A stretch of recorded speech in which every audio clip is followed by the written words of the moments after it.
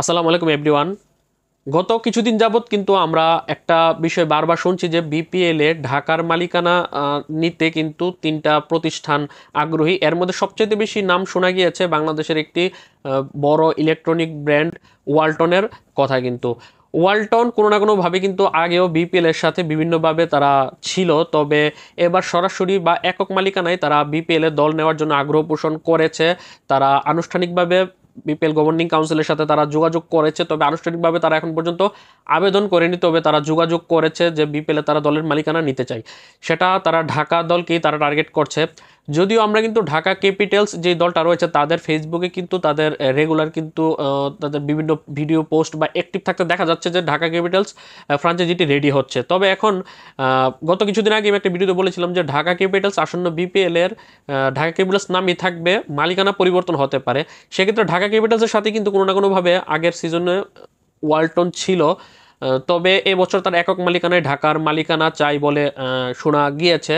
পাশাপাশি ঢাকা ক্যাপিটালস বা এই ওয়ালটন ছাড়াও কিন্তু আরও দুইটা প্রতিষ্ঠান কিন্তু বিপিএল এ ঢাকার মালিকানা নিতে কিন্তু তারা যোগাযোগ করেছে বিসিবির সাথে। তবে তারা কারা সেটা এখন পর্যন্ত জানা যায়নি। তবে একটা গত 3 দিন আগে বাংলাদেশের একটা দৈনিক পত্রিকা সমকাল একটা প্রতিবেদন করেছিল। সেই প্রতিবেদন অনুযায়ী রংপুর রাইডার্স দলের একজন সাবেক শেয়ার হোল্ডার মিজানুর রহমান নামে একজন ব্যক্তি ঢাকার মালিকানা নেওয়ার জন্য সে গোপনে বিসিবির সাথে যোগাযোগ করছে বা বিপিএল এ দল নেওয়ার প্রক্রিয়া হাত দিচ্ছে। এখন সেটা কি ওয়ালটনের জন্য করছে নাকি ব্যক্তিগতভাবে বা অন্য কোনো প্রতিষ্ঠানের জন্য কাজ করছে সেটা জানা যায়নি। আর এদিকে চট্টগ্রামের মালিকানা নিয়ে কিন্তু একটা হিউজ একটা ঝামেলা তো চলছেই। যদিও রিসেন্টলি শোনা গিয়েছিল যে চট্টগ্রাম থেকে একটা প্রতিষ্ঠান বিসিবির সাথে যোগাযোগ করেছে, তারা বিপিএল এর দল নিতে আগ্রহী। তবে সেটা কি বাংলা টাইগার্স নাকি অন্য কেউ সেটা জানা যায়নি। তবে সেটা চিটাগং কিংস নয়, কারণ চিটাগং কিংস কিন্তু বিপিএল গভর্নিং কাউন্সিল বা বিসিবির সাথে কিন্তু তারা আদালতে মুখোমুখি হচ্ছে। কারণ বিসিবি কিন্তু গত 1.5 মাস আগে কিন্তু তারা ঘোষণা দিয়েছিল যে তারা চিটাগং কিংসের মালিক এসকে স্পোর্টসের কর্ণধার সামির কাদের চৌধুরীকে বা তাদের দলকে কিন্তু তারা ব্ল্যাক লিস্টে ফেলে দিচ্ছে, কারণ তাদের সাথে পুরনো একটা লেনদেন রয়েছে।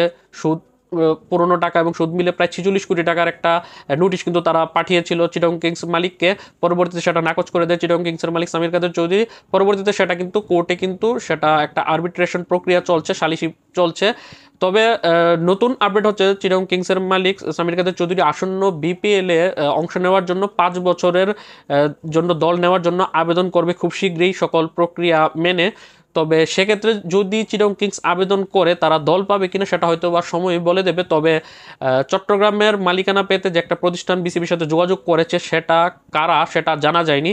অন্যদিকে বাংলা টাইগার্সকে নিয়ে কিন্তু এখন পর্যন্ত কিন্তু কানাঘুষা চলছে যে সেই প্রতিষ্ঠানটি হয়তো বা যেটা জানা যায়নি সেটা বাংলা টাইগার্স হতে পারে। কারণ আজকেও কিন্তু আমজাদ হোসেন বিসিবির মিডিয়া কমিটির চেয়ারম্যান আমজাদ হোসেন কিন্তু বলেছে যে কারা কারা আবেদন করেছে সেটা তারা এখন পর্যন্ত তারা গোপনই রাখবে। 28 অক্টোবর বিপিএল গভর্নিং কাউন্সিলের বিপিএল দল নেওয়ার আবেদনের শেষ ডেডলাইন, সেদিনের পরই তারা জানাবে যে কারা কারা আবেদন করেছে। তারপরই তারা আস্তে আস্তে যাচাই বাছাই প্রক্রিয়া শেষে তারা দলগুলোকে ফাইনাল করবে আগামী 2-3 নভেম্বরের মধ্যে। এটা নিয়ে একটা ভিডিও করেছিলাম যে ইফতেখার রহমান মিঠু জানিয়েছে যে 2-3 নভেম্বরের মধ্যে তারা 5-6টা দল তারা কনফার্ম করে ফেলবে। এখন ওই চট্টগ্রামের মালিকানা পেতে যে দলটা আগ্রহ পোষণ করে বিসিবির সাথে যোগাযোগ করেছে অনানুষ্ঠানিকভাবে, সেই প্রতিষ্ঠানটি কে সেটা জানা যায়নি।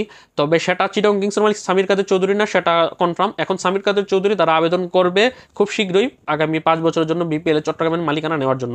এখন দেখার বিষয় যে ওই চট্টগ্রামের যে আবেদন করা সেই প্রতিষ্ঠান তারা পায় চট্টগ্রামের মালিকানা, নাকি চিটাগং কিংস আবেদন করলে তারা পায় 5 বছরের জন্য, নাকি বাংলা টাইগার্স কোনো না কোনোভাবে চলে আসে, নাকি ওই প্রতিষ্ঠানটি বাংলা টাইগার্সের।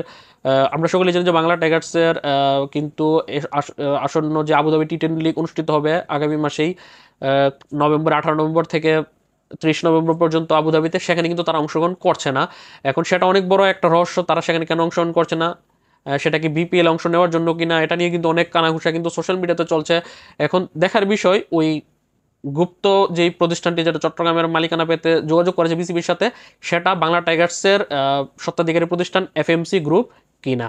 তো এই হচ্ছে সবশেষ আপডেট। ঢাকার মালিকানা পেতে বিসিবির সাথে যোগাযোগ করেছে বা আগ্রহ পোষণ করেছে বাংলাদেশের দেশীয় একটি ব্র্যান্ড ওয়ালটন, পাশাপাশি আরও 2টা প্রতিষ্ঠান তারা যোগাযোগ করেছে বিসিবির সাথে। শেষ পর্যন্ত দেখার বিষয় ঢাকার মালিকানাটা কার কাঁধে উঠে। তো এই ছিল আপডেট ভিডিওটি জন্য আপনাদের কিরকম লাগলো সেটি অবশ্যই কমেন্ট করে জানাবেন। আল্লাহ হাফেজ।